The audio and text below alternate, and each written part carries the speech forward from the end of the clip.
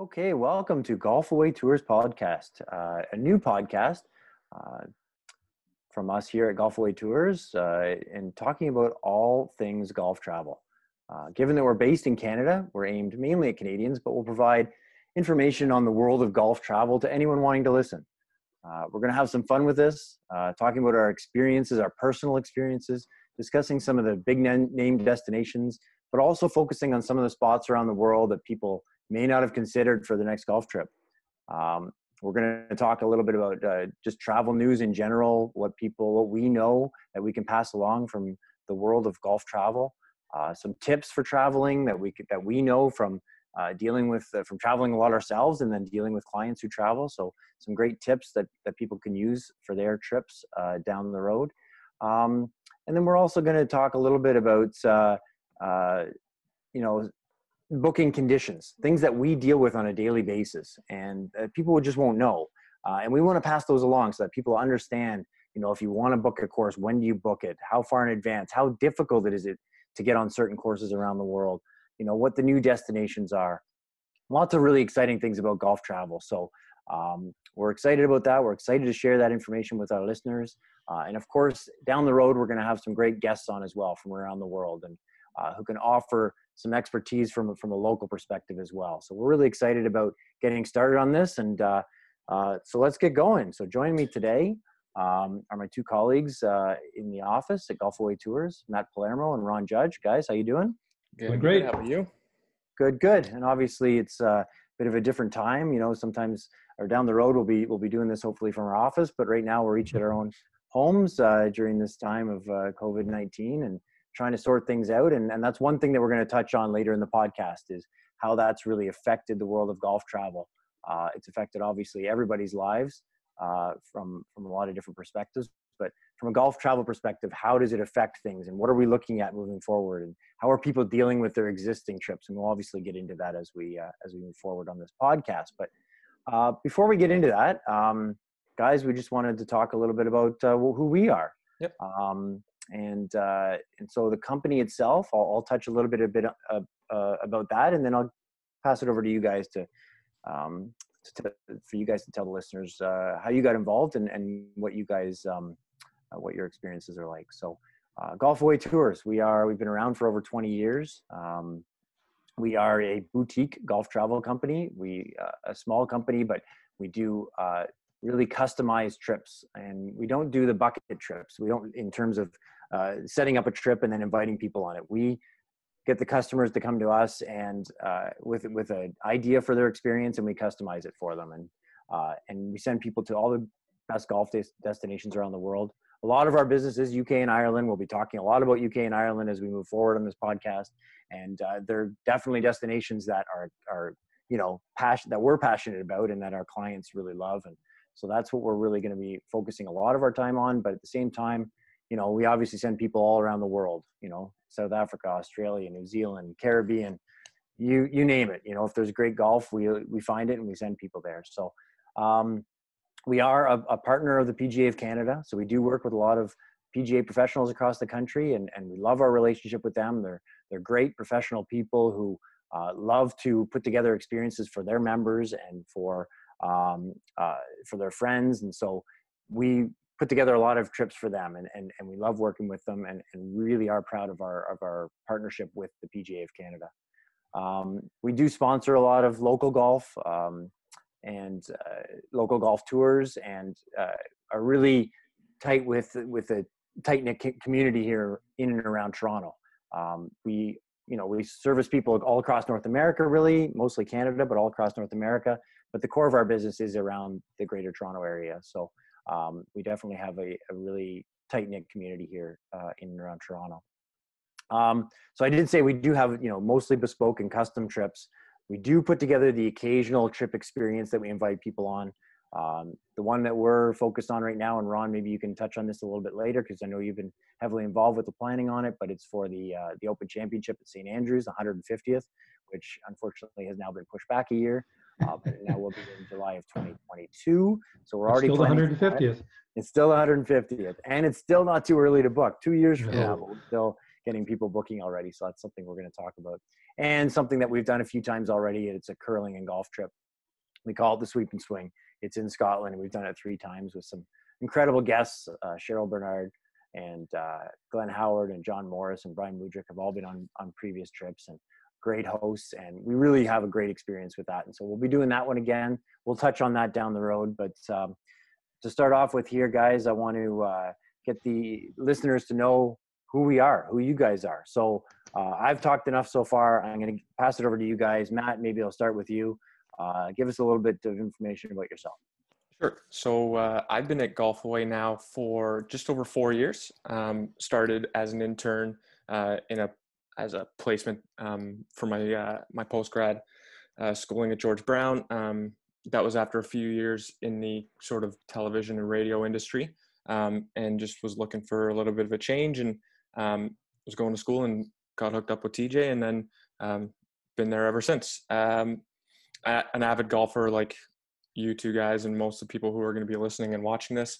I've been a member at St. George's for as long as I could. I became a member about 20 years ago now, closing in on, which seems crazy. That's like more than 2/3 of my life. But yeah, been there. Family's been there for over 50 years. And one of the things that's great about working here and helping people book great golf trips is it's kind of helped me expand out of that sort of private club bubble that I think a lot of people get stuck in Toronto. There's so much private golf that you kind of get stuck in your little zone with the people that you play golf with. And great thing about this has been meeting new clients and learning about all the different various clubs in Toronto, and then dealing with our suppliers and our contacts around the world, seeing how good and expansive the world of golf is around the planet. So with that, I'll pass it to Ron. Yeah, so I'm the new old guy in the company. Sadly, I was working in the corporate world for almost as long as it sounds like Matt's been around. So I spent 30 years working in corporate, ending up in big pharma. Did multiple different sales and marketing roles, and always been a passionate golfer since the age of 7, and loved golf travel. And knew TJ, we both curled, same curling club down in Leaside, and I asked him to help me put something together that I was proposing to my group of guys that I go traveling with. And when he took a look at what I brought forward, he had said if I ever became a free agent, give him a call. Well, my company and I decided to make me a free agent last April, so I gave him a call, and we spent the summer spending a little bit of time with me helping out a little bit, and then I came on full time in October area, and I'm loving it. It's a great new experience for me. It allows me to do some stuff that I'm really passionate about, helping people, making their trips come true and what they want to be able to do, helping TJ to build up and get to more and more people so that we can help more and more people really do what they want to do, which is what's so exciting about it.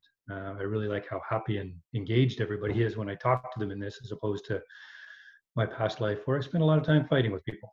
So this has been a real joy for me, and I've really enjoyed it. I too am a member at a golf course. I'm up at Bondhead, just north of the city.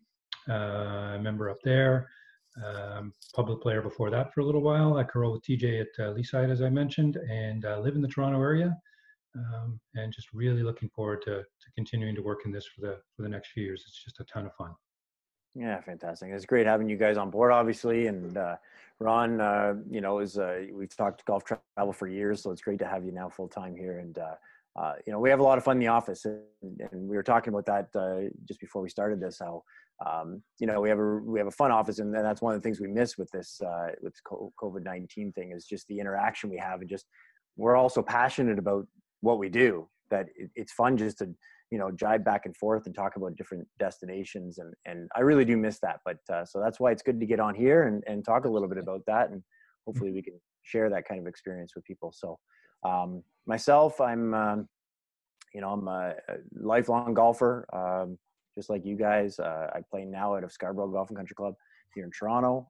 Love it and can't wait for it to open, hopefully sometime soon. I got into the golf travel world 7 years ago. I was an engineer previously, but in the golf business. So I always had that passion for the golf industry, and it is a great industry to be involved in. I got into this industry kind of a bit of a fluke, I guess. And it just kind of, all the ducks lined up, and I decided to kind of take the leap and, you know, purchase this company, Golfway Tours, which has been around for over 20 years. But, you know, I took it over 7 years ago and haven't looked back and haven't regretted a minute of it. It's been an incredible experience. And as Matt touched on before, just going around the world and meeting people from around the world, seeing great destinations, getting the chance to play some great courses. Obviously, that's one of the benefits of what we do. You know, having to do our research, right, guys? And, you know, it's Work. just, It's it's still work. It's work. You know, it's hard to convince people that, though, Ron, sometimes. But it really is, but it's work that we're passionate about, and that's why it's a great industry to be in. And as Ron said, you know, people are just enjoy this industry, and all the different industry events that we go to and so on. They're just so much fun because people love being in the industry and people are happy to be in it.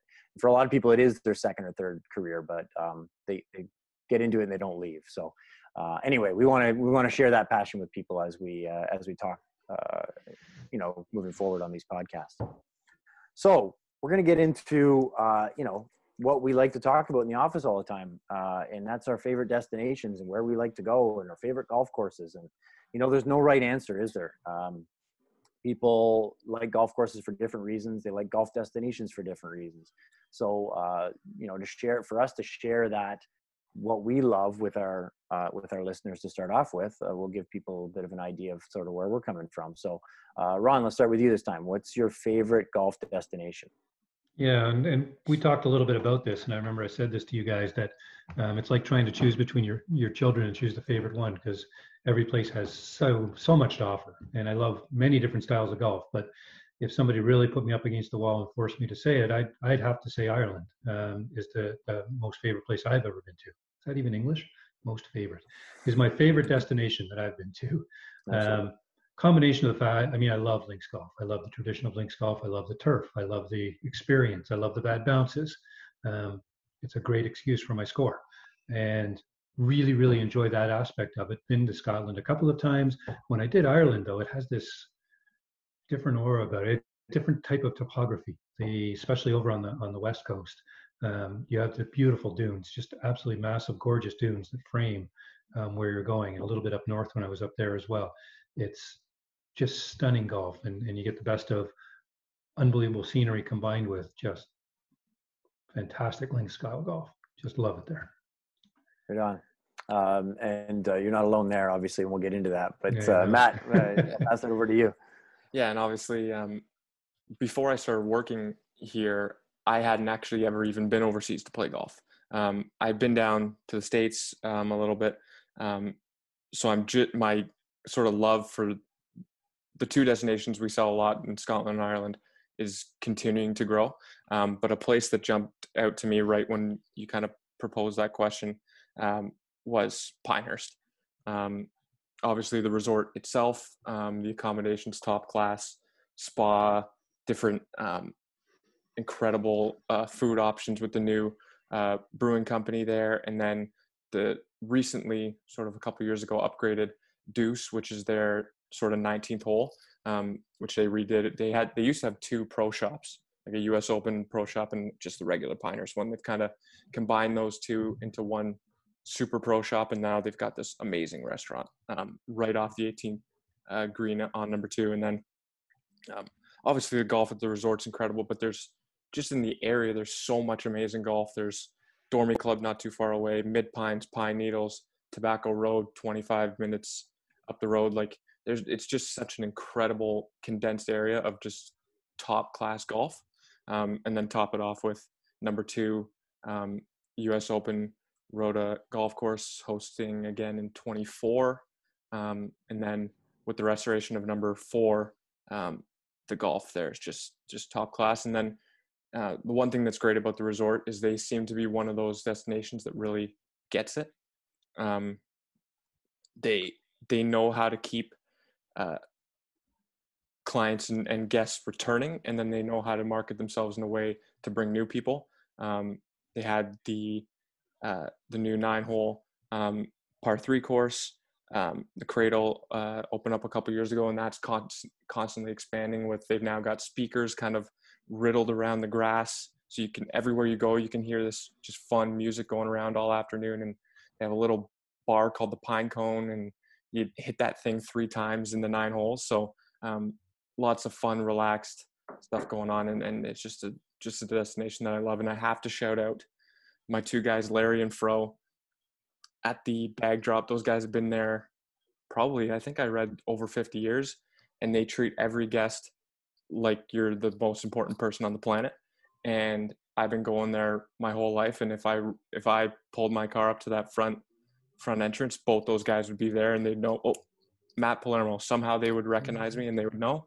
And I love that place. Yeah, it's a pretty special spot for sure, and it's one of my favorites as well. And you just get on the property and you don't leave really. You don't have to go very far, right? It's all the golf's right there. And haven't been down to see the new number 4 yet. I can't wait to go down and see that. I've heard so many great things. It gives a second golf course on the property that's probably, top. You could argue top 100 in the world. It's a great compliment to number 2. So that's definitely one of my favorites as well. And as you mentioned, it's they just treat everybody well there. It's a place that you just want to go back to. And we have many clients that do just want to go back there and don't go anywhere else. So, exactly. And then the Cradle's such a cool experience. So yeah, I can understand that for sure. I'm going to not go out on too long of a branch with my favorite destination.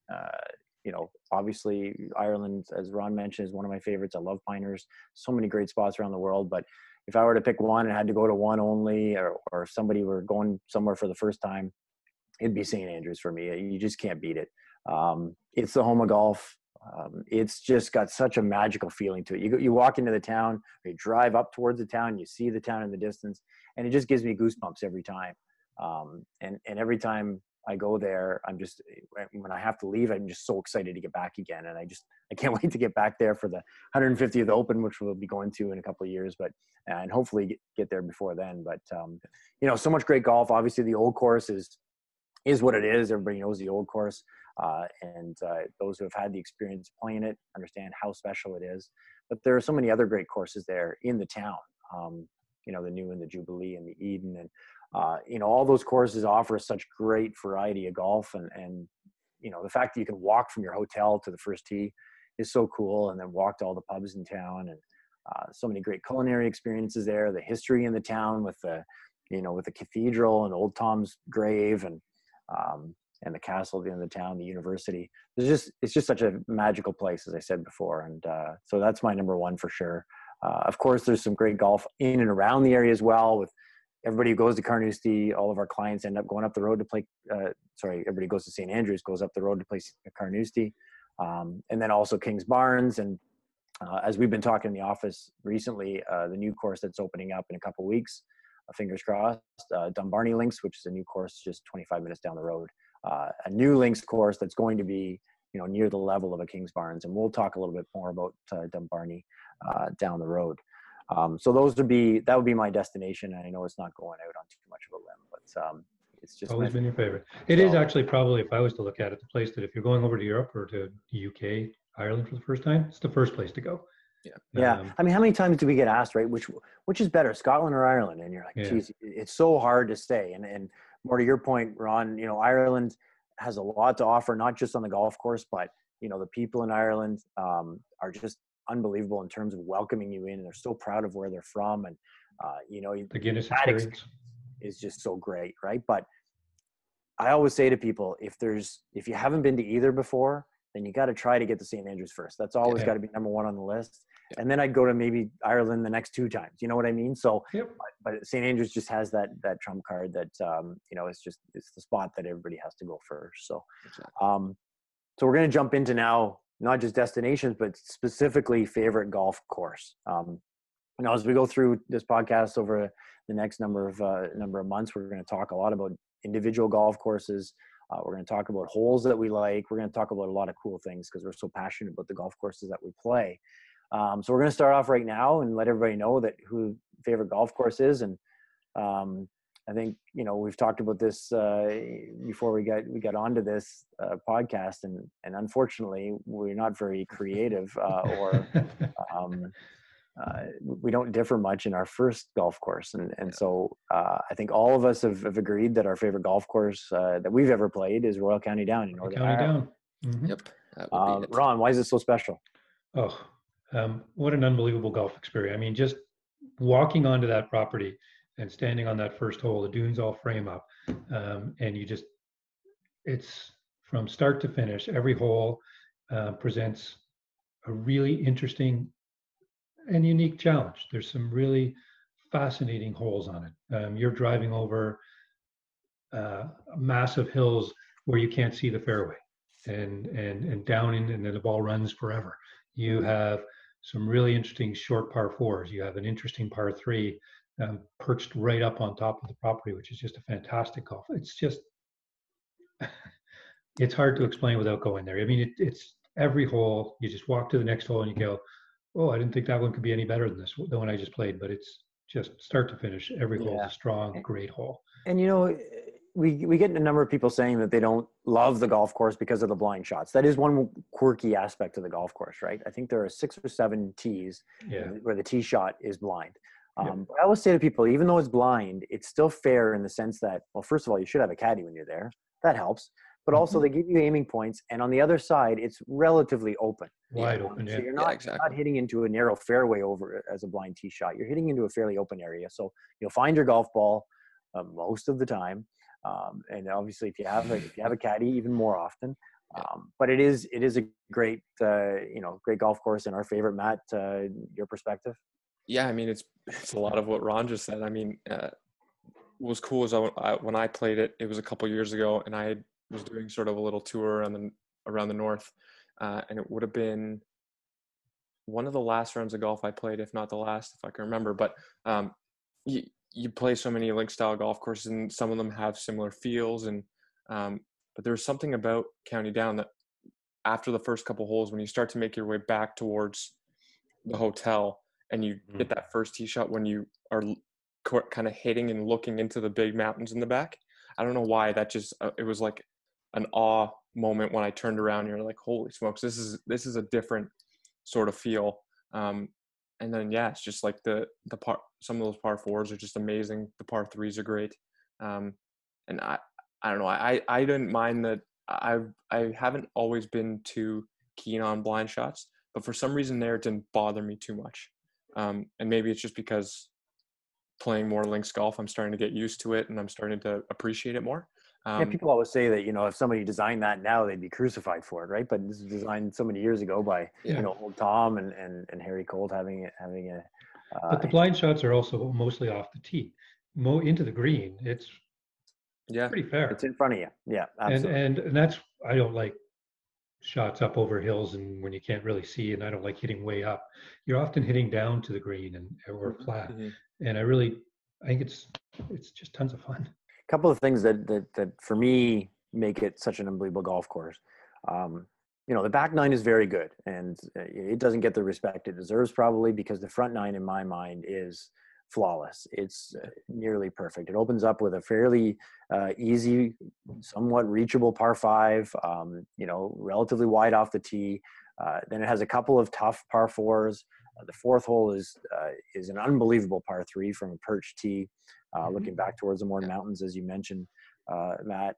And it has that long par 3 in the front and a short par 3, and has a good short par 4. It has just a great variety. And then that 9th hole is just iconic when you get that blind tee shot over the hill and you walk over and you see, the hotel and the mountains in the distance. The front nine's unbelievable. The other thing that I really love about it is that the conditioning is always very, very good. And in links golf, you don't always get that. Some of the links golf courses in the UK and Ireland do suffer sometimes, and they don't have the maintenance budgets that maybe some North American courses have. They're still in good shape, but they're not always perfect. And in my mind, Royal County Down, every time I've played it, it's been in perfect shape. So that's another thing it has going for it. So since we couldn't all pick a different course as our favorite, we wanted to talk about more than one golf course. So we decided, what did we decide? Top 3 courses beyond Royal County Down each. Yes. So Matt, go ahead. What do you have on your list as your top 3 beyond that? Yeah. So mine are definitely going to be different. Obviously, I know people will probably think that we're going to be staying to what most rankings would have. But I haven't quite played the amount of golf around the world that you two would have played. So mine are going to be a little bit different. obviously it'd be weird if I talked about Pinehurst so much and I didn't include number 2. I think it's just incredible. I liked it even before the restoration, but after the restoration, it's awesome. They took away all the kind of what would be typical kind of American US Open big thick green rough, and now there's not a blade of rough on the entire property. It's just these perfect fairways that just roll off into waste areas, and the Donald Ross sort of greens, those turtleback greens, they're maddening at times, but it's so much fun to play. It just one of those golf courses that any chance I have, I'm going to play it and I'm going to have fun. I know that.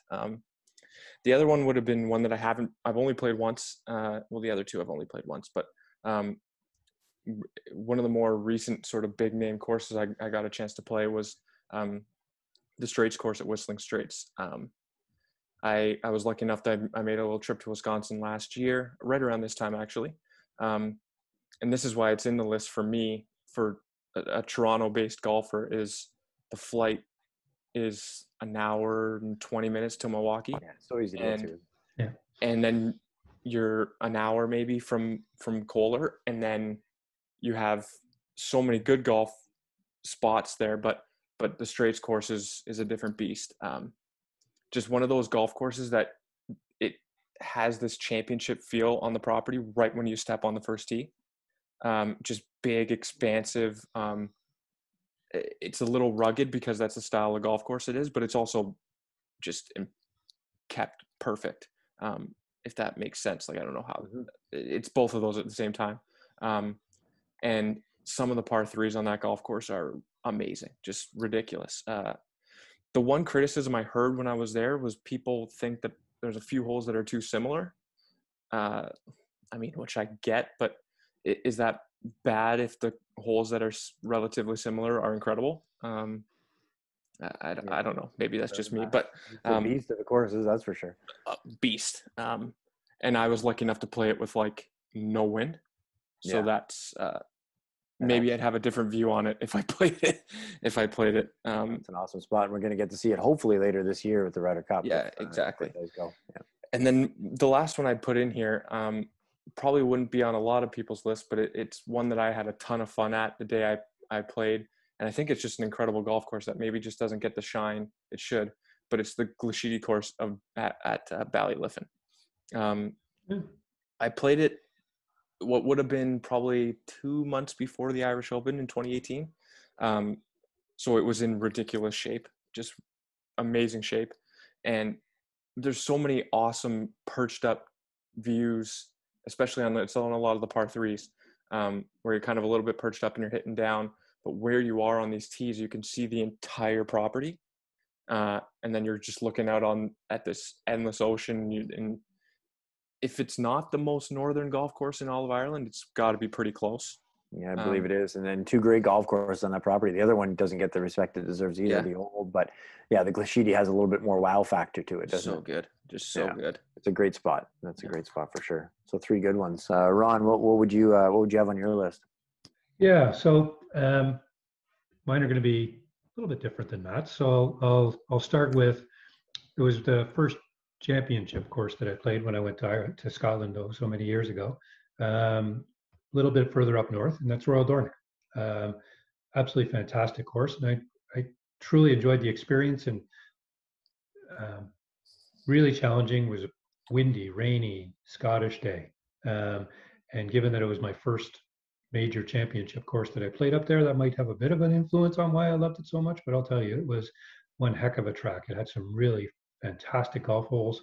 I'll always remember the one with those stupid ice plants that are both down both sides.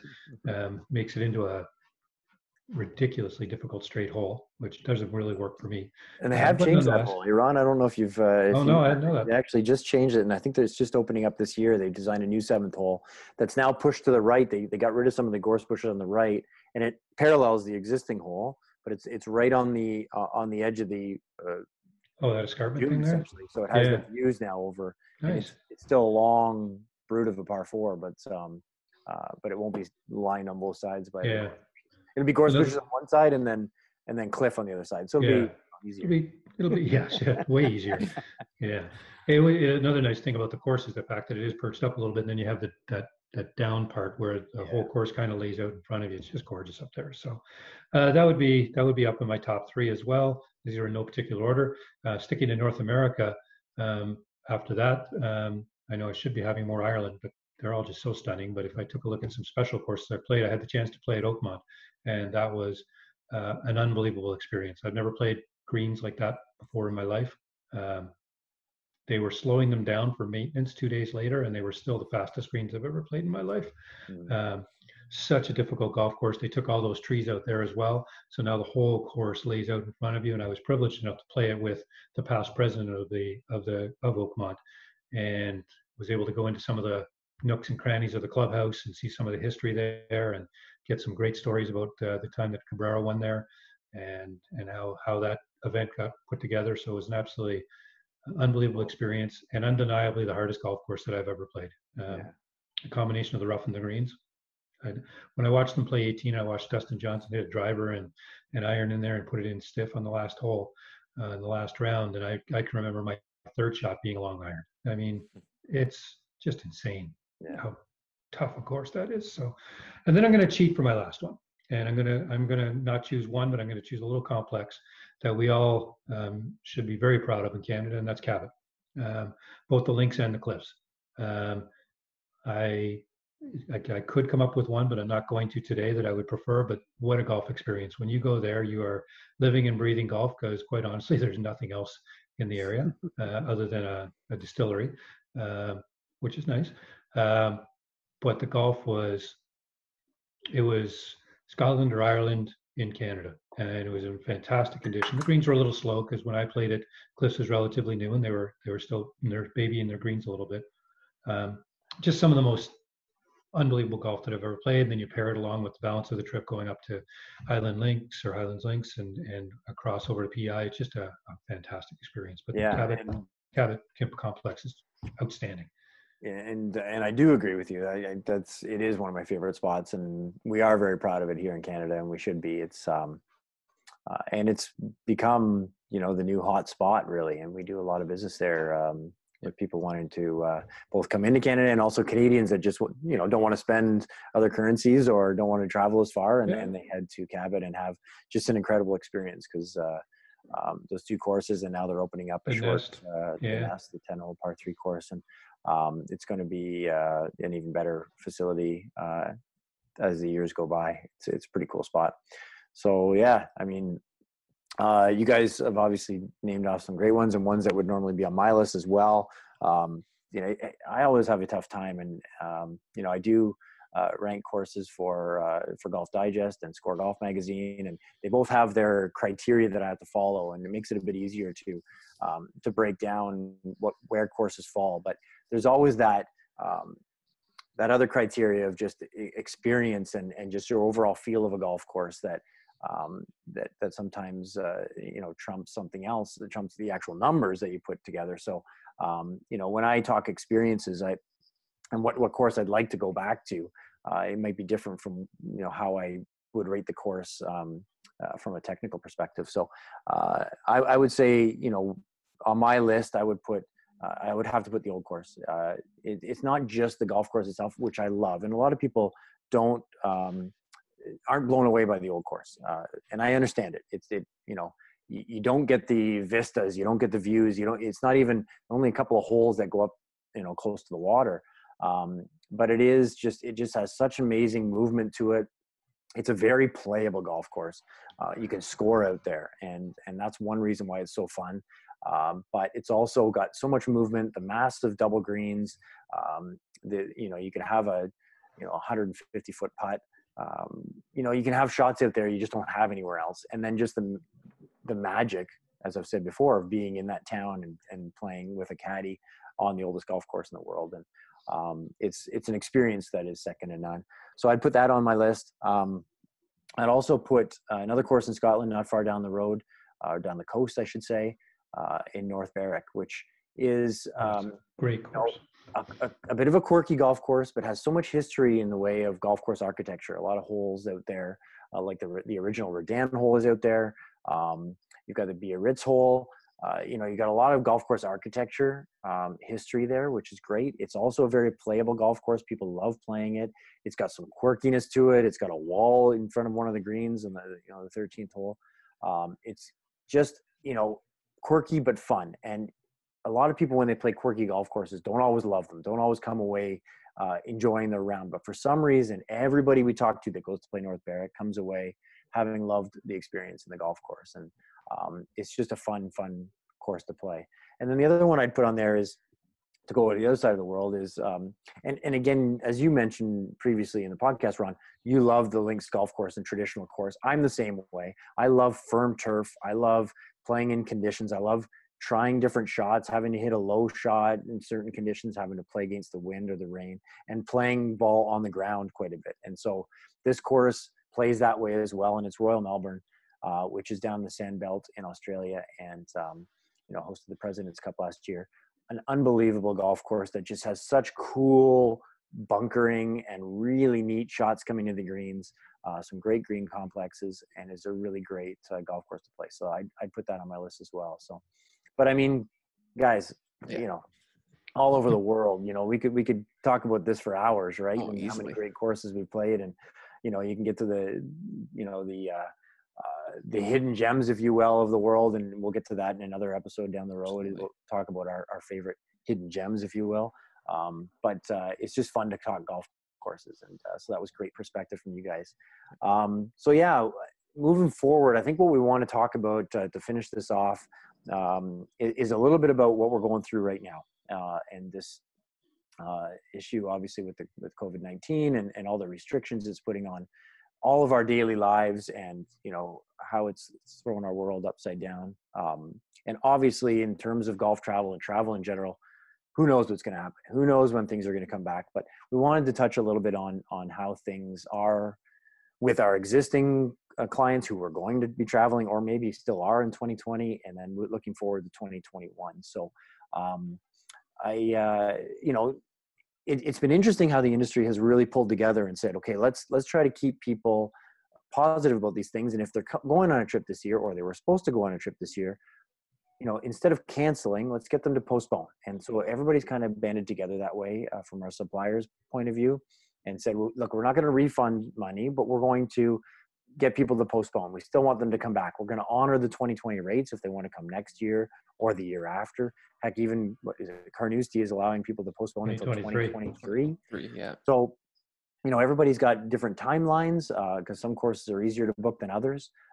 But at least people are sort of banding together, and it's a great thing within the industry, and it's making it easier for us to explain things, I guess, to clients in terms of how things are. So, what else do we want to tell clients, Matt, moving forward in terms of what they should do if they have a trip booked for this year, say to the UK?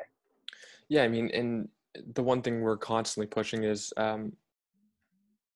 postpone. And it's because of what you said. All the suppliers are being pretty good for the most part about honoring rates and postponing, and that's the best way to go about things, because it means you're going to go on your trip eventually. Exactly. Obviously these are unprecedented times, and we're just what we're trying to do is we're trying to help you continue to get the experiences you were set to have this year. Just push it back a year.